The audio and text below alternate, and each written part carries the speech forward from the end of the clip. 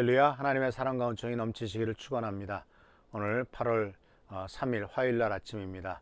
어제 이어서 실패한 베드로의 모습을 생각하면서, 그러나 이 실패한 베드로의 모습이 어떤 모습으로 이제 또 나타나느냐 하는 걸 생각하고, 이어서 내일은 이제 하나님께서, 예수님께서 어떻게 그를 회복시켰느냐 하는 것들을 계속해서 생각해 보려고 합니다.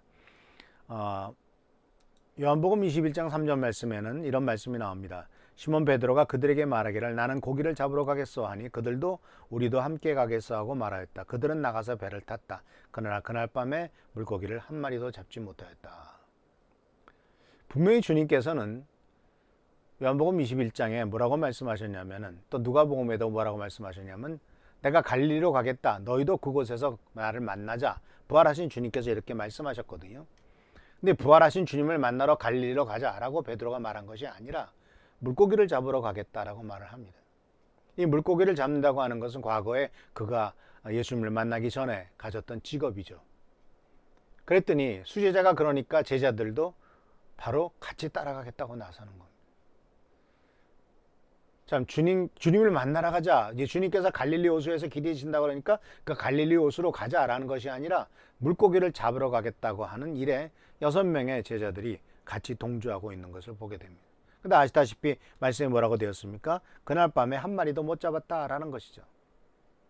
우린 여기에서 주님을 만나러 갈릴리로 간 것이 아니라 예수를 떠나서 과거의 삶으로 돌아간 모습을 발견하게 됩니다. 이 과거의 삶으로 돌아갔을 때 결과는 어떻게 됩니까? 과거의 직업에서 많은 성공을 거두었고 축복을 거두었고 또 과거의 그 직업을 통해서 먹고 살았잖아요. 그런데 어떤 일이 생깁니까? 이제 과거는 실패가 됩니다. 과거에 했던 일도 못합니다. 물고기도 못 잡습니다. 자기가 잘 알던 것도 하지 못합니다. 이것이 참 아이러니예요. 예수님을 잘 믿다가 실패해서 세상으로 그냥 돌아간 사람은 옛날에 세상에서 잘하던 일도 잘 못하게 되더라는 것이죠. 왜냐하면 하나님을 의지하던 사람이 세상을 의지하려고 하는데 하나님께서 그를 그냥 두시겠습니까? 어떤 수를 쏘서라도 다시 돌아오게 만드시겠죠. 베드로의 경우를 보면은 왜 사람들이 떠날까라고 생각했을 때 베드로의 경우는 바로 믿음에 실패했기 때문이에요. 주님을 3번이나 모른다고 했고 부활하신 주님을 만났음에도 불구하고 그것을 해결하지 못하니까 그 마음의 자괴심과 아픔이 정말 주님을 만나서 해결해야 되는데 그게 아니라 도피하는 거죠. 과거로 돌아가는 겁니다. 인생의 실패에서, 믿음의 실패에서 그냥 과거로 돌아가는 것입니다. 자기 자신에 대한 실망도 있고 다른 사람에 대한 실망도 있고 여러 가지 많은 실망들이 모였을 때 그런 옛날로 그냥 돌아가는 것이죠. 또 사람들이 떠나는 이유가 있죠. 신앙을 떠나는 이유가 실패 때문에, 자기 믿음을 지키지 못했기 때문에 떠나기도 하지만은 세상적인 부유함을 누리게 되었을 때, 아이러니하죠. 하나님께서 주신 엄청난 축복을 누리게 되었을 때도 주님을 떠나게 되더라 하는 것이죠. 너무 성공해가지고 주일날도 골프 치러 가야 되고 주일날도 접대해야 되고 주일날도 돈 벌러 가야 돼요. 그렇기 때문에 교회를 올 수가 없는 거예요. 솔로몬의 경우는 어떻습니까? 엄청난 세상적인 부유함이 있었습니다. 그뿐만 아니라 성경에 나오는 것처럼 자기가 고백했던 것처럼 남자가 누리고 싶은 거 다 누렸죠. 처와 첩이 1000명이라고 그랬으니까 상상도 못하는 숫자죠. 그런 많은 그런데 그 많은 여자들이 어떻게 했습니까? 다 유대인들이 아니라 외국의 왕들의 딸이요, 왕들의 그 어떤 조공으로 온 여자들이 많았기 때문에 그 많은 여인들은 자기 고향에서 올 때 혼자 오지 않고 자기네들이 섬겼던 우상들을 다 갖고 왔지 않습니까? 그렇기 때문에 예루살렘 성전이 이제는 우상숭배의 도시가 돼버렸죠. 바로 이 솔로몬이 실패한 모습들을 발견하게 됩니다.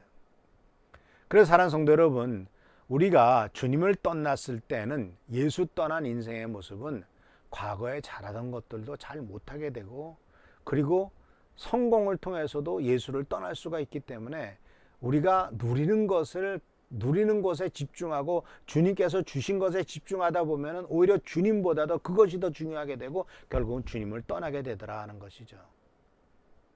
결국은 베드로가 주님을 모른다고 해서 3번 모른다고 해서 실패했던 그 모습이 이제는 과거로 돌아가서 또다시 실패로 반복되는 모습을 발견할 수가 있습니다. 한 마리도 못 잡았습니다.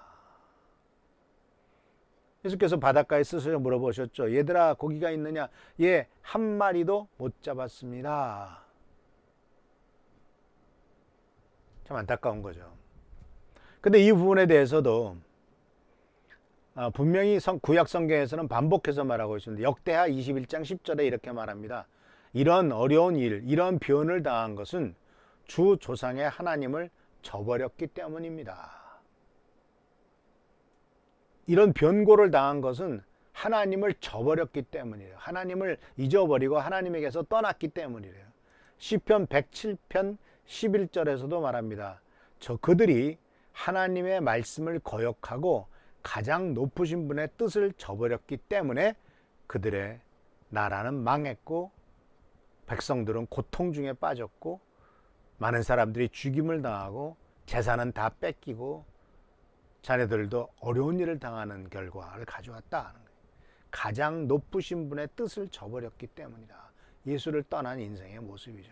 이것은 하나님을 믿는 사람들의 이야기예요. 믿지 않는 사람들 얘기가 아니고.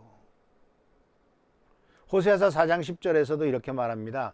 아무리 먹어도 배부르지 않고 아무리 음행을 해도 자손이 불어나지 않을 것이다. 이 백성이 다른 신들을 섬기려고 나 주를 버렸기 때문이다. 배부르지도 않고 자식도 못 낳는데요.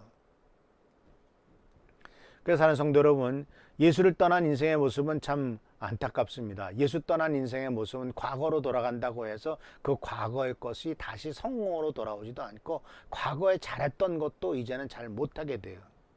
왜냐하면은 마치 구약 성경에 뭐라고 말하고 있냐면은 토했던 것을 다시 먹게 되는 상황이 된다는 거예요. 우리가 과거에 이것은 아니구나 해서 버렸는데 그것을 다시 돌아가게 되는 것은 토한 것을 다시 먹는 상황이 되기 때문에 이것은 더 끔찍한 상황으로 가게 된다는 것을 우리들에게 가르쳐주고 있죠.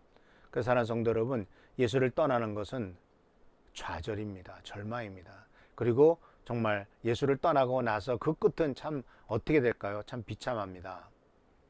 결국은 돌아오게 되겠죠. 주님께서 기회를 주실 겁니다. 죽을 때까지는 기회를 주실 것입니다. 그러나 많은 어려움을 더 이상 만들지 말고 간증거리를 더 이상 만들지 말고 빨리 돌아오는 것이 가장 현명한 길인 것을 성경을 통해서 발견할 수가 있고, 주님께서는 지금도 우리를 부르고 계시다라는 사실을 꼭 기억하시길 바랍니다.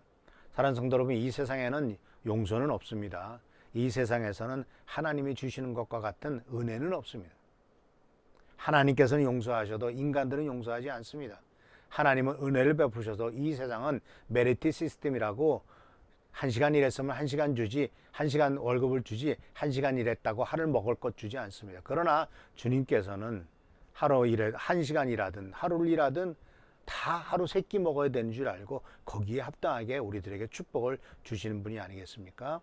이같이 주님을 떠나는 것이 얼마나 어리석었다는 것을 꼭 기억하시면서 주님을 떠나지 말고 끝까지 주님 옆에 붙어서 그 모든 시련과 어려움을 이김으로써 승리하는 여러분 되시기를 축원합니다. 기도하겠습니다. 오늘도 주님의 은혜를 감사드립니다. 하나님께서 우리를 여전히 사랑하시고 축복하십니다. 이 은혜 가운데서 우리가 살아가도록 도와주시고, 예수님을 버리고 떠났던 베드로가 물고기를 다시 잡으려고 했을 때도 한 마리도 못 잡았던 것을 기억하고, 우리들도 주님을 떠나서 뭔가 시도했을 때 결국은 실패할 수밖에 없다는 사실을 잊지 않도록 주여 도와주옵소서. 지키시고 축복하시고 보살펴 주시기를 간절히 바라옵고 예수 그리스도의 이름으로 감사하며 간절히 기도하옵나이다. 아멘. 오늘도 승리와 축복과 은총과 은혜를 여러분 되시길 축원합니다. 할렐루야. 감사합니다.